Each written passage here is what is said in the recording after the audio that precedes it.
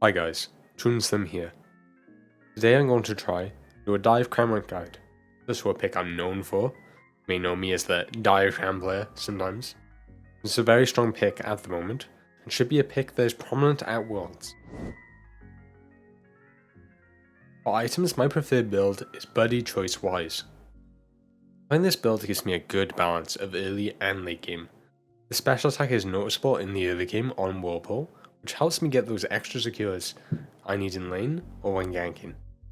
Late game, the Air Slash Plus, or the Air Slash Upgrade, and Unite in particular benefit nicely from the extra special attack. Buddy Bear and Eject Button have a similar purpose. They keep you alive throughout the game, and then greatly empower your Unite once you get it. You can Eject Button during your Unite. You can use Potion, would be the only alternative here instead of Eject Button. However, I like the ability to be able to flash during my Unite move. Alternative items I think could be good options are as follows. Stacking Specs. Maybe if you're in a solo top situation. Same with Aos Cookie. It could be a good option for a Buddy Bear. Energy Amp is strong combined with your ultimate. Your Unite. Makes it very hard to deal with and allows you to get it back just that bit quicker. So this can be a good option as well. Final option I think is good is Focus Band. See this a lot in Japan. Or the Dive Crams in Japan play Focus Band. You can try out these items and see if they work for you, but I have my preferred. There's been some suggestions of a Razor Claw build, but when I tried it I didn't like it. I mean, you guys can try it, but it didn't work for me.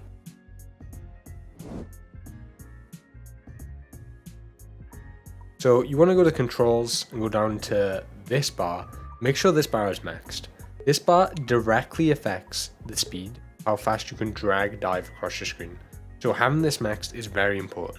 It may take a bit of getting used to, but it's very recommended if you're going to play Dive Cram that this is maxed.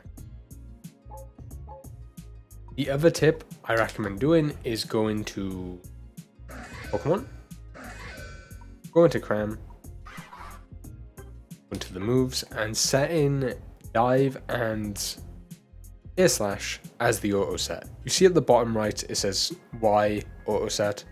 Just quickly click on the ability you want to make the auto set and it will remember it. And now if you level up and you don't pick a move after, when it times out, it will automatically select this move. This is very important on Whirlpool because a lot of times you'll want to hold Whirlpool for as long as possible because it's stronger than Dive on flipping neutrals in like 4v4 or 2v2 situations.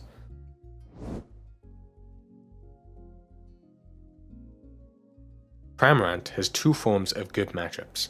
He can match up well into people because the early game is weak, and he's easily able to get a lead, or he can match up well because Dive and Air Slash work well into the kit. Good matchups for Cram would include pretty much all of the attack damage carries. Think of Cinderace, Greninja, Decidueye, Drowladon. As Cram has enough dive to easily kill them when they're even XP, and enough damage that they can't dodge, right? You can't dodge Cram boosted auto. And has an early game strong enough to get ahead of pretty much all these mons. The only issue with this matchup is if they get ahead of you, sometimes they can just A-click you to death. But you should be fine into the AD carries. Can also work well into the mages, think of Pikachu, A9. But you're going to have an issue where their early games are a little bit close to you in power level. But you still got a favorable matchup to them into the team fight. Bad matchups of Cram are basically tanks with high sustain. Think of your trees. Think of your Blissies, your Snorlaxes, your Slowbros. Cram can lack the total damage throughput required to kill these mons, and sometimes they're able to eat his Unite moves themselves altogether. Makes it very awkward to fight them. However, if you're ahead, you should be able to deal with them, especially if you work with your team.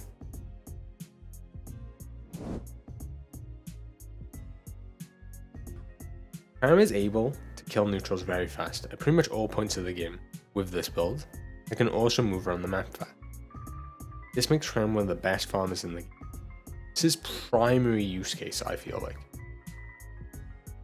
Because of these two factors, he's also very effective at stealing opposing safe neutrals.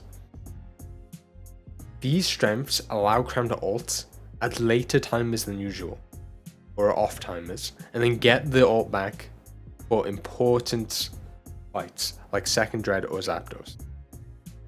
And you kind of use it as a pseudo Pikachu ultimate, act like it's a really low cooldown Unite, because you're able to quickly move around the middle of the map collecting crabs. The other main strengths are its dueling and its early game. The early game is pretty self-explanatory. It's hard to lane against a Cram, it's hard to get farm off a Cram. The dueling strength comes from its high mobility, allowing it to dodge damage, dodgeable damage in the form of its boosted auto attack, and its 1v1 sustain in the air slash upgrade. It also has the option to bail at pretty much any point in any of the 1v1s it takes, or 1v2s or 2v2s, because of its high mobility, and it's very effective in these scenarios. The Unite is also very strong right now due to the buddy nerfs and its Unite getting buffed in the same patch a few months ago. Very strong Unite move. The weaknesses of Cram are simple. It can be hard to teamfight without your Unite. You can end up lacking damage, and so it's important to try and have your Unite for the big fights of the game. Think of Second Dread, think of Zap. Cram can suffer from behind more than other heroes because it can have limited damage, and it can get to the point where you're just missing that little bit extra damage to kill people. So it's important to try and stay ahead. The final weakness of Cram, and its most important one, is its weak objective secure. It's pretty much the only thing Cramorant is missing in its kit, the ability to smite a Dread, to smite a Zap. It's very noticeable because Cram can do everything else so well.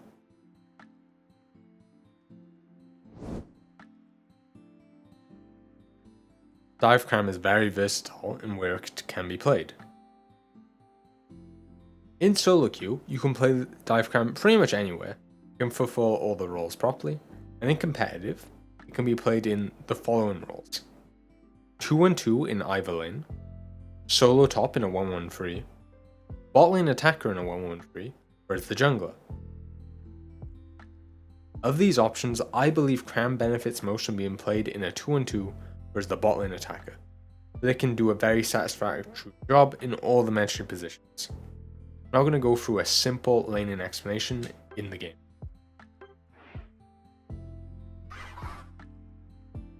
I'm going to focus on the bot lane for the laning explanation, as I feel like the concepts are transferable to all the other places anyway, and it's also the place where I think it's the best.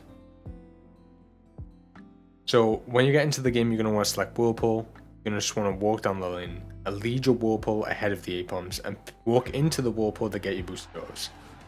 So I'll do a quick demonstration. As follows. Get the next boosted, that kills it. In 1-1-3, you'll generally skip that one, and then you can do this. Pick it up. Sadly, we didn't do it perfectly, but we get the gist. Now, in 1-1-3, you're generally going to approach this mid Dino. How I try to approach this in a 1-1-3 is to get it to about 90%, and then Whirlpool it, and then combine your Whirlpool's damage plus your boosted auto, plus your tank's last hit to secure it. It'll end up being a very fast kill on the Odino, and you'll have a very high chance again. You're going to want to use this concept on all the Odinos. Like, get them to a health total you think they'll die in Whirlpool in, then Whirlpool, and then try and kill them during the Whirlpool. So the damage is taken while they die, and you get multiple damage ticks going as it dies, making it very likely you get the last hit. Once we get Air Slash, we have our own last hit. So we can do the same concept, but now we can Air Slash to kill it. And Whirlpool can finish it off, or Air Slash can last it. You can see how fast we can kill the Odinos by ourselves once we have this. Very hard to deal with in lane once Cram gets to this situation. This would be a very simple lane guide. I think this is all you need to know. Basically, you can lane Cram anywhere once you know this. Get an early lead. Then hopefully you're large for Dread.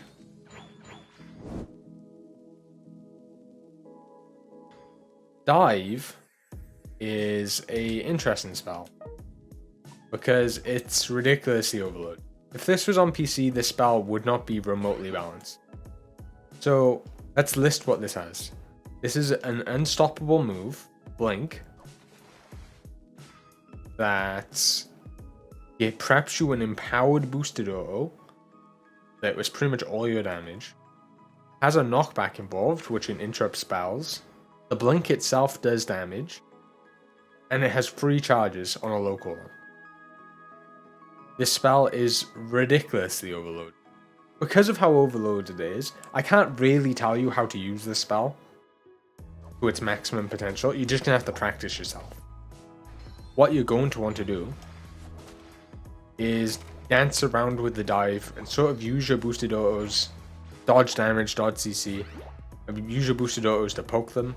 And when they're low, you can get in there and finish them off. I can also show you like quickly how to farm the middle of the map with dive. So what you want to do, gonna want to target these like this middle section of the map when you have Dive Cram. Especially after first red is over, like usually the map opens up a bit and you can focus on farming here and then give this farm to your team and then take this farm off the opposing team. So what you can do is you dive to a minion, boosted auto, air slash, then you can go over the wall, dive, air slash, then dive over here. I generally don't fuck with the buffs because, you know, it's more dangerous. This is just how you farm the mid, guys.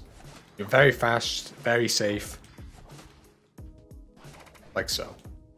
And you can build large XP leads doing this. By just taking this farm and giving this to your teammates, large XP leads can be accrued.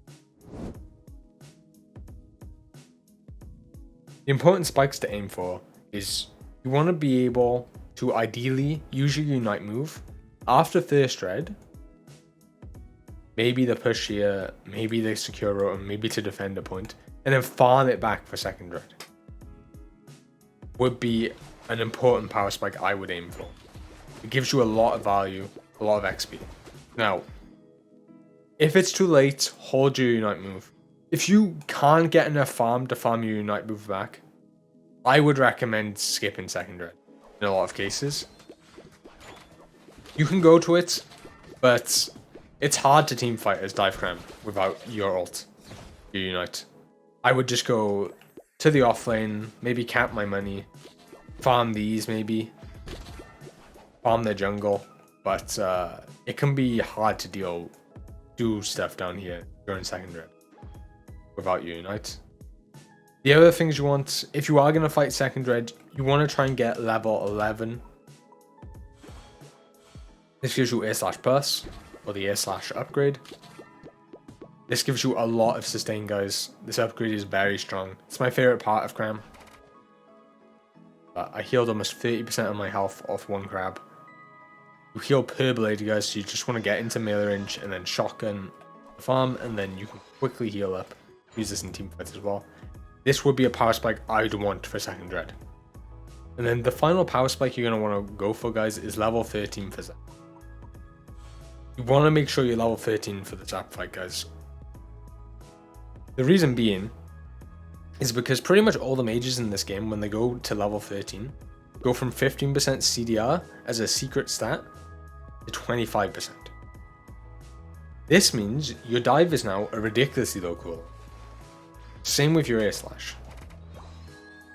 You're going to want to do this, guys. Like, the CDR is no joke. You definitely want to be 13 for Zap. If you're 13 for Zap, you can deal with the Zap fight. And then you can give a lot of farm to your teammates as well. Because you only need 13, you're not being super hungry. If you can get 14 and 15, the extra special attack you get will help your Unite, especially in the last fight. But 13 is what we want. And then in the last team fight, you just want to use your Unite move, use your abilities well. Hopefully you get the dub. Yeah, guys, that would be how I approach a Dive Cram game. I hope that's helpful.